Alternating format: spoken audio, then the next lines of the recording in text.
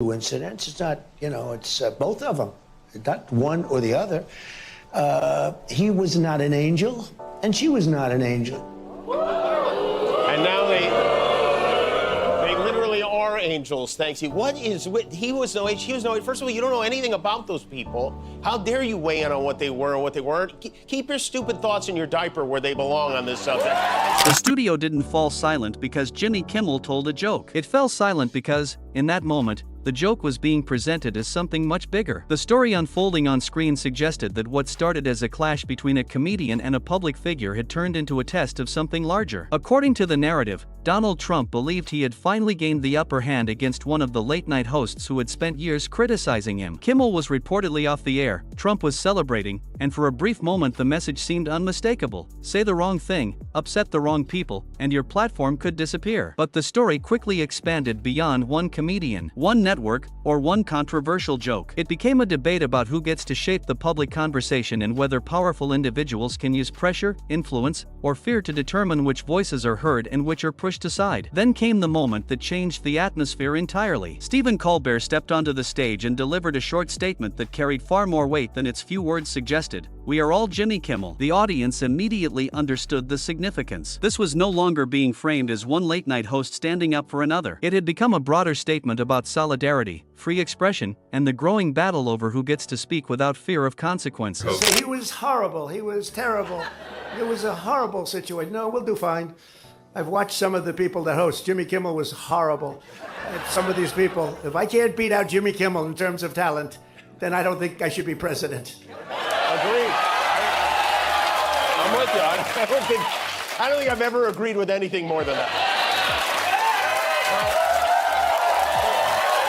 The studio didn't go quiet because Jimmy Kimmel told a joke. It went quiet because the joke was suddenly being framed as something much bigger than comedy. The story unfolding on screen centered on a moment when Donald Trump appeared to believe he had finally gotten the better of one of the late-night hosts who had spent years criticizing him. Kimmel was reportedly off the air, Trump was celebrating, and for a short time the message seemed obvious: make the wrong joke, challenge the wrong people, and your voice can disappear. But as the segment continued, it became clear that the discussion was being presented as more than a dispute between a comedian and a public figure. It raised broader questions about whether powerful people can use influence, pressure, and corporate fear to shape which voices are allowed to be heard. Then came the moment that shifted the mood completely. Stephen Colbert stepped onto his stage and delivered a simple statement that carried enormous weight: "We are all Jimmy Kimmel." The audience understood immediately that this was no longer just one host standing up for another. It had become a larger conversation about free expression, solidarity, and the consequences of challenging power. There was emotion in Colbert's voice, but it wasn't delivered as outrage or panic. It felt measured, deliberate, and serious, as if he understood that the conversation had moved far beyond late-night television and into something much bigger. Not only an amazing artist, he also is an incredible poet, too. So much talent. So much talent, the only way you can contain it is to lock him up. And I'll tell you something. The Kennedy Center is lucky to have him. That's why the audience reaction became such an important part of the story. When Kimmel returned, millions of people tuned in. Viewers who may never have paid much attention to late-night television suddenly became interested because the issue was no longer being framed as just comedy. It had become something bigger. The narrative being presented was straightforward. The more Trump tried to make the joke disappear, the larger the audience for that joke became. The more he pushed back against Kimmel, the more attention Kimmel seemed to receive.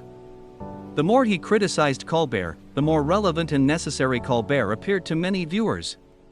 The story also pulled Colbert's own situation into the spotlight, with his show's cancellation being portrayed as part of a broader atmosphere involving corporate caution, political pressure, and growing sensitivity among powerful figures to public ridicule. Colbert was already speaking with the intensity of someone who understood that his time on that stage might be limited, but after Kimmel became a target, his tone seemed to shift. It felt less like he was simply telling jokes and more like he was documenting a moment in real time. That's what made Trump's reaction appear so significant within the narrative. The argument being made was that confident leaders can withstand criticism and powerful figures can survive being laughed at, but when power becomes insecure, even a joke can start to feel like a threat. Trump could criticize Kimmel, attack Colbert, or lash out at television networks, but according to the story being told, he couldn't stop people from noticing a pattern. Every attempt to silence criticism seemed to make that criticism more visible. For many viewers, the most unsettling part wasn't the joke that started the conflict. It was the system surrounding it. The discussion raised broader questions about whether media companies were responding to audience expectations or to political pressure behind the scenes.